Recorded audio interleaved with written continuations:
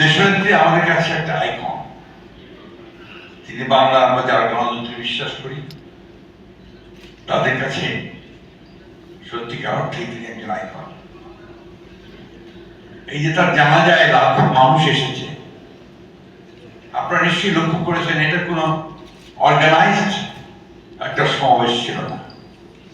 এটা সম্পূর্ণ সাধারণ মানুষ, তারা এই প্রচন্ড সূর্যের মধ্যে ছুটে এসেছে,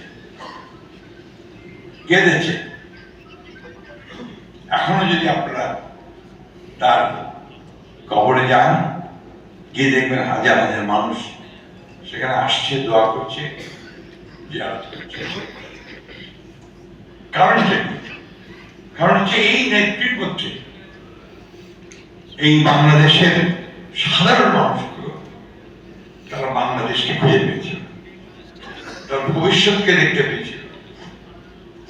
তারা ভেবেছিল যে তাদের আশা আকাঙ্ক্ষা পূরণ করবেন এই নেত্রী।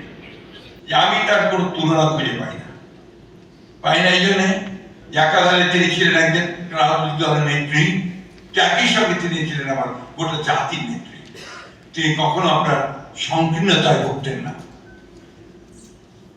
আপনাদের নিশ্চয়ই মনে আছে যে 5ই আগস্ট যেদিন ছাত্র জনতার অভ্যুত্থানের মধ্য দিয়ে জাতি আরেকবার স্বাধীন হলো, সেই রাত্রেই আমি গিয়েছিলাম হাসপাতালে তার একটা বক্তব্য নেওয়ার জন্য। কারণ আমরা যেটা আশঙ্কা করছিলাম যে এরপরে আপনার আইন শৃঙ্খলা পরিস্থিতি নিয়ন্ত্রণ করা যাবে না, দেশনেত্রীর একটা বক্তব্য খুব বেশি প্রয়োজন ছিল।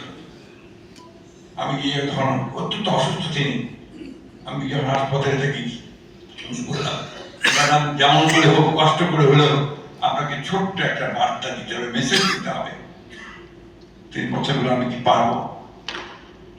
তাকে দায়িত্ব ছিলেন বলেন পারবেন। আমরা সেখানে বসি, উনি ধারণা দিলেন, আমরা 4-5 লাইনের মধ্যে একটা বার্তা তৈরি করেছিলাম। সে বার্তাটি এত কষ্ট, এত নির্যাতন, এত নিপীড়ন, এত অত্যাচারের পরে তিনি যে বার্তাটি দিলেন, সেটি প্রথম ছিল প্রতিশোধ নয়, প্রতিহিংসা নয়, আসুন আমরা সবাই মিলে ঐক্যের মধ্য দিয়ে, ভালোবাসার মধ্যে দিয়ে নতুন বাংলাদেশ নির্মাণ। এই একটি বার্তা সমগ্র বাংলাদেশকে বদলে দিয়েছিল। এই কথাগুলো আমরা সাধারণভাবে আমাদেরকে ভাবা উচিত, আমাদের চিন্তা করা উচিত। যে মানুষটি একজন মাত্র সাধারণ গৃহবধূ ছিলেন,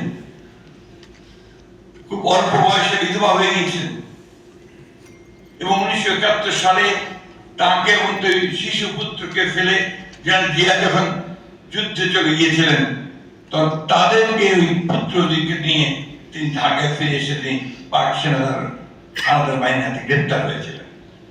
সেই জন্য আমি বলেছিলাম যে প্রথম নারী মুক্তিযোদ্ধা যদি কি হয়, সেটা হচ্ছে বেগম খালেদা জিয়া।